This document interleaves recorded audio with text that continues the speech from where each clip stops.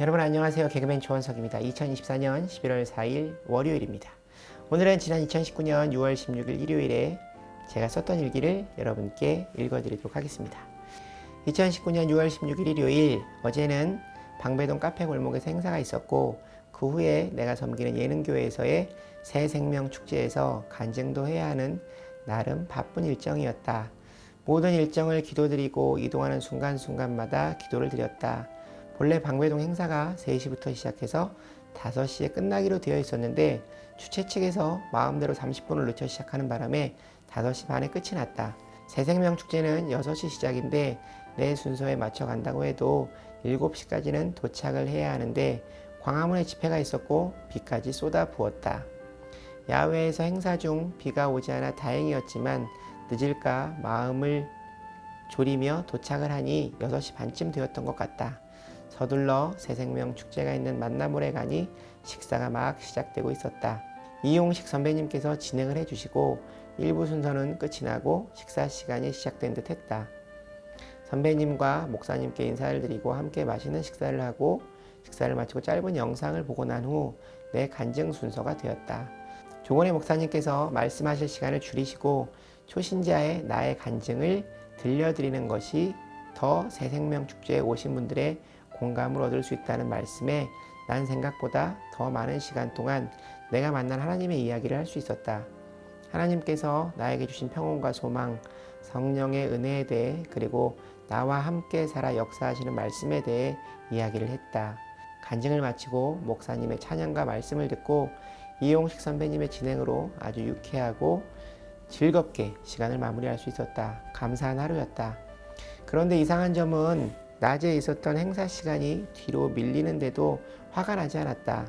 예전에 나였다면 화가 나서 주최 측에 항의를 하고 난리가 났을 거다.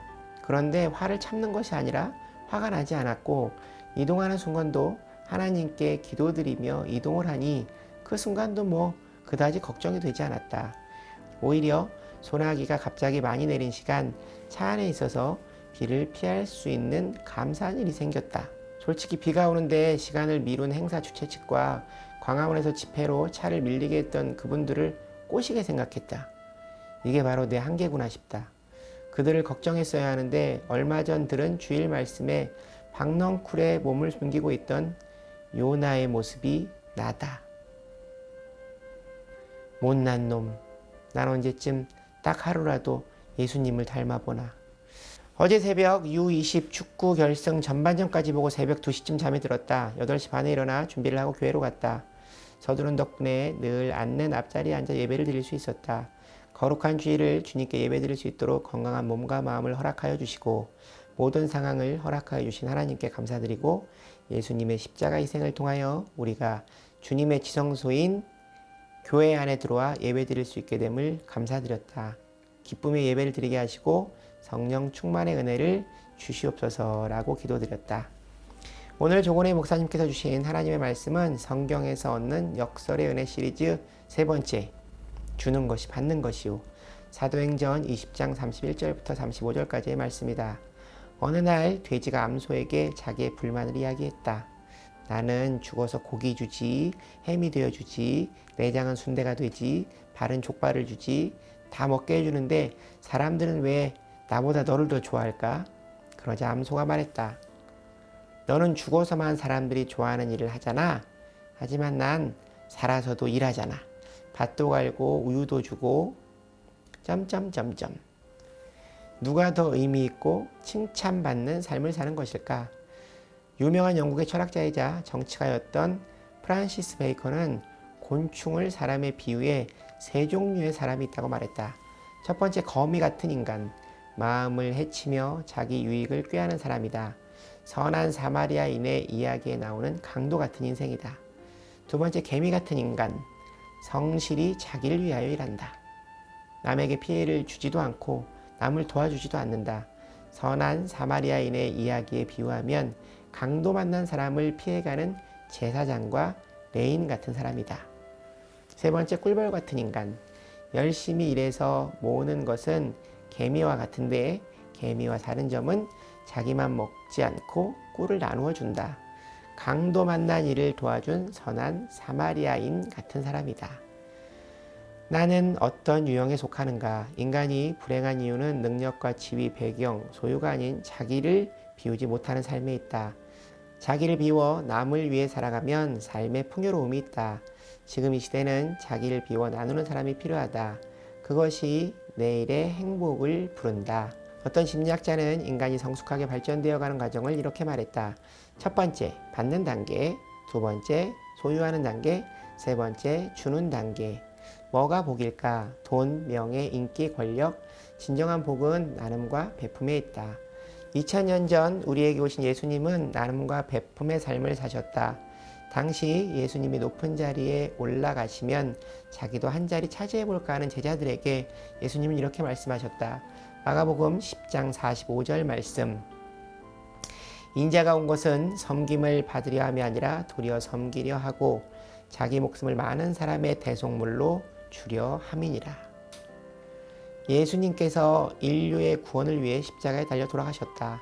마태복음 7장 12절 말씀. 그러므로 무엇이든지 남에게 대접을 받고자 하는 대로 너희도 남을 대접하라. 이것이 율법이요 선지자니라. 오늘 본문의 주인공 사도 바울은 나눔과 베품의 중요성을 알고 있었다.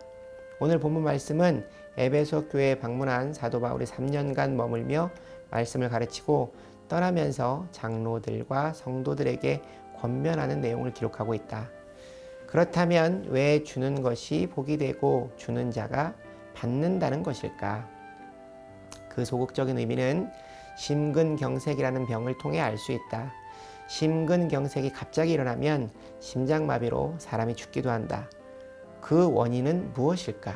동맥경화 때문에 생기는데 심장의 산소와 영양분을 날아다주는 관상동맥이 막히면 심장 수축에 문제가 생겨 심장 작동에 문제가 생기는 심근경색 증상이 일어난다.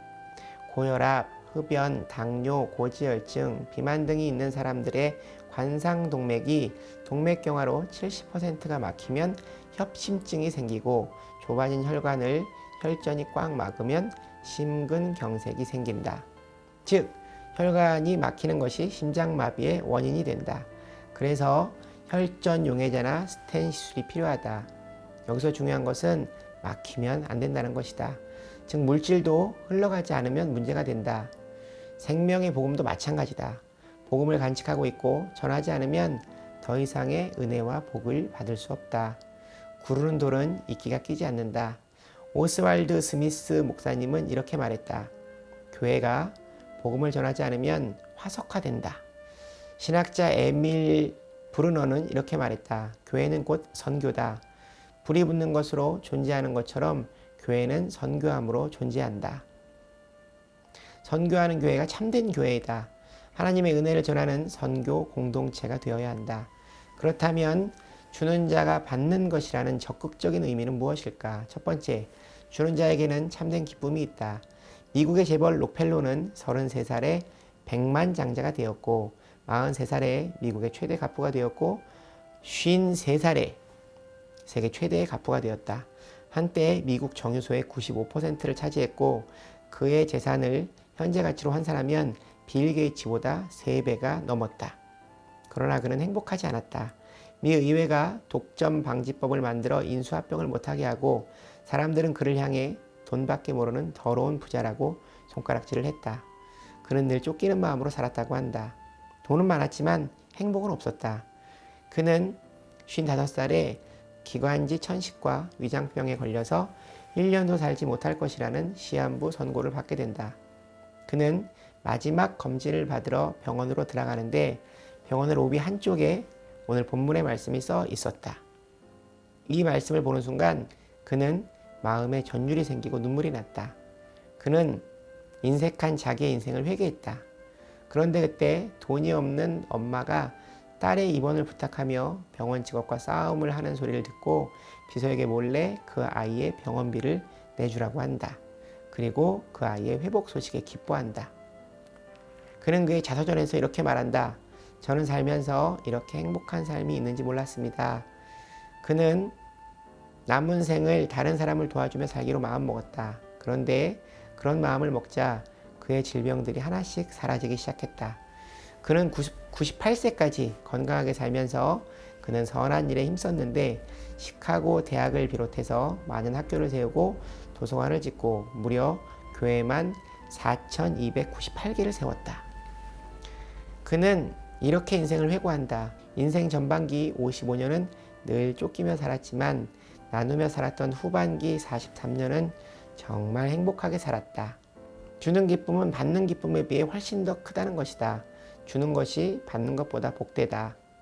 받는 것은 일시적이라면 주는 것은 영원히 기억되는 기쁨이다.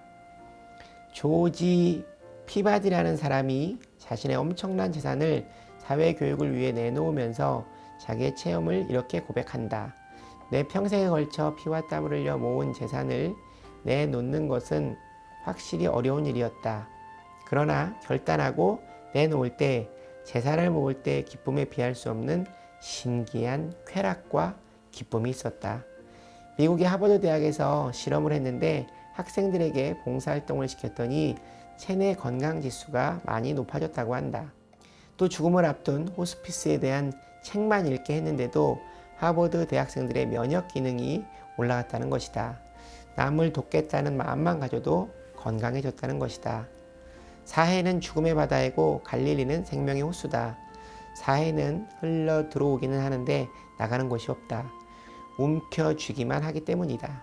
그러나 갈릴리 호수는 북쪽 홀몬산의 눈 녹은 물을 요단강을 통해 받아내어 사해 바다로 흘려보낸다.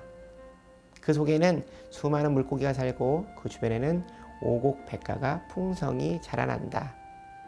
어떤 직장에 건강이 좋지 않아 늘 얼굴을 찡그리던 사람이 휴일, 다음 날 안색이 좋아 보여 그 이유를 물어보니 전날 휴일에 중증 장애인을 돕는 봉사를 했다는 것이다. 그는 남을 도와주는 일이 자신을 살렸다고 고백했다고 한다. 윌리엄 제임스라는 철학자가 이런 말을 했다. 감사와 기쁨과 행복이 뭔지를 아는 사람은 다른 사람의 유익을 위해 삽니다. 더 중요한 것은 이런 철학을 가지고 사는 사람은 자기 자신이 달라진다는 것이다. 줌으로써 얻어지는 행복, 이것은 어떤 자연 법칙으로도 설명할 수 없는 천국의 방정식입니다. 남에게 주는 사람이 복을 받습니다. 모든 것의 주인 되시는 하나님을 인정하고 그분의 뜻대로 나누고 베푸는 것을 실천하는 순간 인간은 놀랍게도 주님의 예비하신 자유와 참 기쁨과 평강과 건강이 선물로 주어진다. 두 번째, 주는 자에게 하나님의 축복이 약속되어 있기 때문이다. 누가복음 6장 38절 말씀, 주라 그리하면 너희에게 줄 것이니 곧 후히 되어 누르고 흔들어 넘치도록 하여 너희에게 안겨주리라. 너희가 헤아리는 그 헤아림으로 너희도 헤아림을 도로 받을 것이니라. 신명기 15장 10절 말씀, 너는 반드시 그에게 줄 것이요 줄 때에는 아끼는 마음을 품지 말 것이니라. 이로 말미암아 네 하나님 여호와께서 내가 하는 모든 일과 내 손이 닿는 모든 일에 내게 복을 주시리라. 잠언 11장 24절 25절 말씀, 흩어 구제하여도 더욱 부하게 되는 일이 있나니 과도히 아껴도 가난하게 될 뿐이니라. 구제를 좋아하는 자는 풍족하여질 것이요 남을 윤택하게 하는 자는 자기도 윤택하여지리라. 줄 수 있는 것은 자기의 인격과 신앙이 성숙해졌다는 이야기다.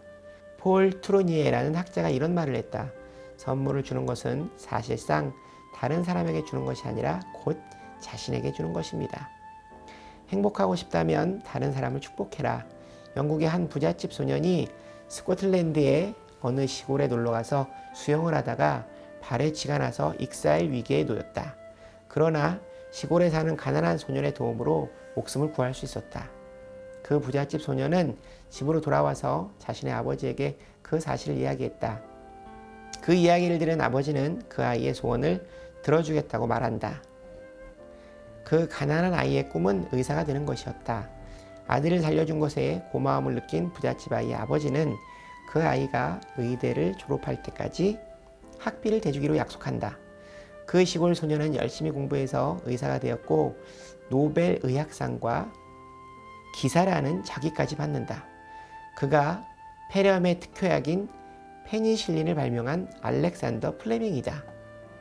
그 부잣집 아이도 공부를 열심히 해서 영국의 수상이 된다. 그가 바로 윈스턴 처칠이다. 처칠은 2차 세계대전 중에 스탈린과 회담을 하려고 소련에 갔다가 폐렴에 걸려 죽을 고비를 맞는데 바로 그때 플레밍이 페니실린을 발명해서 소련으로 찾아간다. 아직 검증이 되지 않았지만 자기의 생명을 걸고 처칠을 살릴 수 있다고 장담한다. 그는 페니실린을 들고 소련으로 가서 어린 시절 익사의 위기에 이어 그를 한 번 또 살려낸다. 페니실린의 첫 번째 수혜자가 바로 윈스턴 처칠이 된다. 남을 진심으로 돕는 것은 결국 자기 자신을 돕는다는 아름다운 인생의 결론을 말해준다. 이어서 조건의 목사님께서 간증을 해주셨다. 대학 시절 소아마비인 친구가 목사님께 다가와서 자기를 도와달라고 요청하는데 거절할 수가 없으셨다고 한다. 그래서 3년을 함께 하셨다고 한다. 아침 9시 15분 전에 교문 앞에서 만나서 계단을 오르며 강의실을 함께 다니며 점심 식사도 함께 해야 하셨다고 한다. 모든 수강 과목을 똑같이 들으면서 3년을 같이 다니셨다고 한다. 그런데 목사님께서 척추를 다치셔서 그 친구의 체중이 계단에 오를 때마다 목사님의 체중에 실리면서 통증이 가중되어 마음이 약해지면서 두 분이 함께 캠퍼스에서 이루어진 전도 집회에 참여했다가 함께 예수님을 영접하셨다고 한다.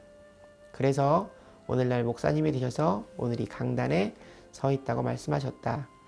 만약 그 친구분의 도움을 거절하셨더라면 이 자리에 계시지 않는 인색한 인생으로 살아가고 있을지 모른다고 말씀하셨다. 이어서 목사님께서 친구의 연약한 다리를 붙잡는 인생을 3년 동안 사셨더니 하나님께서 목사님의 인생을 붙들어 주셨다고 말씀하셨다. 아멘. 우리가 받는 인생에 머물지 않고 주는 인생으로 살아야 하는 원칙적인 근거는 우리가 받은 은혜가 많기 때문이다. 부모, 형제, 이웃과 친구 등의 도움. 의식주의 문제도 다른 사람의 도움이 없이는 불가능하며 농부의 수고 이전에 하나님께서 주시는 햇빛과 비가 없다면 우리는 살 수 없다. 씨를 뿌리고 가꾸는 것은 인간이어도 자라게 하시는 분은 하나님이시다.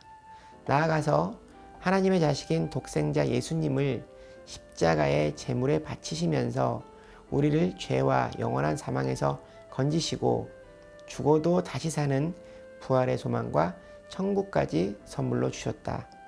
그래서 우리는 오늘도 하나님께 영광 돌리며 용서하고 베풀며 살아야 하는 것이다. 마태복음 10장 8절 말씀에 주님은 이렇게 말씀하셨다. 너희가 거저 받았으니 거저 주라. 아멘. 오늘 예배를 드리는 중간에 몇 년 전 함께 일하며 적잖게 실망한 분의 아버지가 돌아가셨다는 문자를 받았다. 오늘 용서의 마음으로 빈소를 찾으려 한다. 내가 그를 용서하는 것이 아니라 그에게 내가 그를 미워했던 마음에 용서를 비는 마음으로 갈 생각이다. 형편이 넉넉하지 않아 조의금은 최소한으로 드리고 바로 빈소를 나올 예정이다. 해는 숨고 선선한 바람이 부는 날이다. 장례식장에 갔다가 작은 누나와 함께 이른 저녁을 먹고 올까 한다. 하나님 오늘도 감사합니다. 사랑합니다. 주는 것이 받는 것이라는 말씀이 큰 은혜가 됩니다. 받은 은혜를 실천하며 살아가는 원석이가 되기를 바랍니다. 오늘 얘기는 여기까지입니다. 여러분 오늘 하루도 주님과 함께 동행하는 행복한 하루 되시기 바랍니다. 슈브! 여러분 주님께 돌아오세요.